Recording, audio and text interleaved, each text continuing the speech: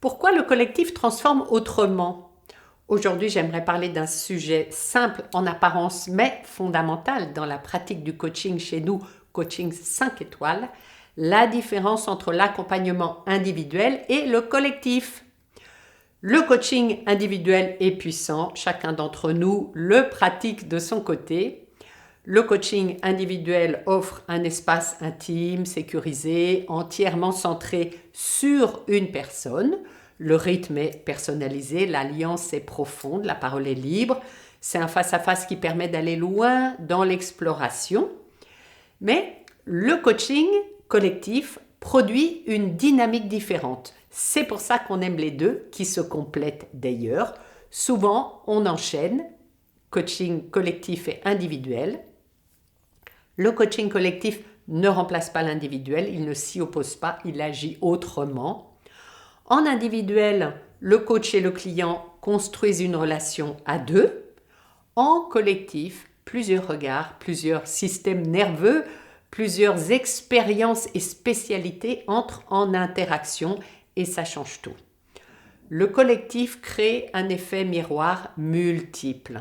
Quand une personne s'exprime, les autres se reconnaissent, des prises de conscience émergent, même chez les coachs qui ne parlent pas.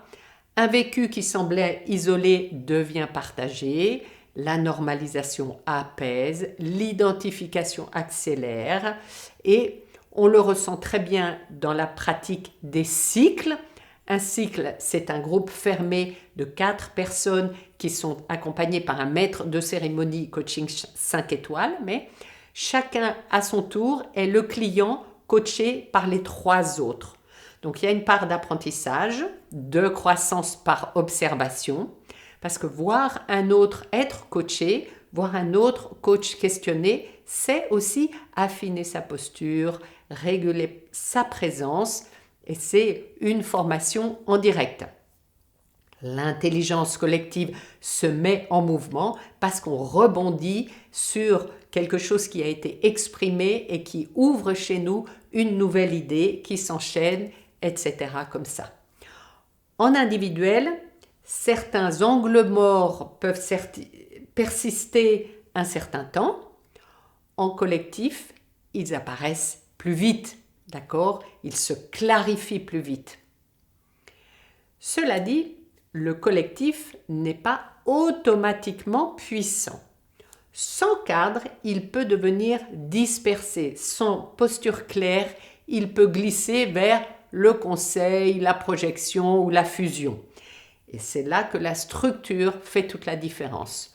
Un collectif professionnel repose sur des règles explicites, confidentialité, responsabilité, différenciation, non-sauvetage évidemment, faut-il le rappeler, écoute active et exigence, et puis la structure, c'est pour ça qu'il y a un maître de cérémonie, gardien du temps et de la structure. Le collectif affine la posture, il développe l'humilité professionnelle, il renforce aussi la stabilité émotionnelle, il oblige à clarifier son axe, mais aussi affirmer sa vision spécifique, sa personnalité. L'individuel, lui, il permet une profondeur intime. Le collectif, il structure une maturité globale. Donc, les deux sont complémentaires. Un coach qui ne travaille que en individuel peut, sans le vouloir, s'isoler dans sa propre vision. Alors, le collectif vient élargir, ajuster, affiner, d'où l'intérêt de participer au moins à la multivision mensuelle, chaque premier vendredi du mois à l'heure du déjeuner. Donc, grandir seul en coaching, quand on est coach, praticien, accompagnant, c'est possible, mais grandir ensemble, c'est plus exigeant et c'est souvent plus transformant. Ça ouvre sur beaucoup d'autres choses. Donc, si tu pratiques le coaching, pose-toi cette question. Ai-je un espace collectif structuré qui me permet d'élever ma posture?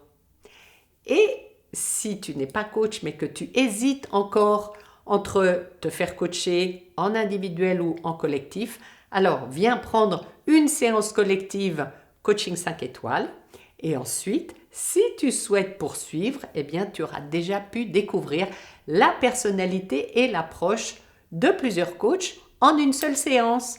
Alors, à bientôt avec Coaching 5 étoiles dans une séance ou un cycle ou une multivision.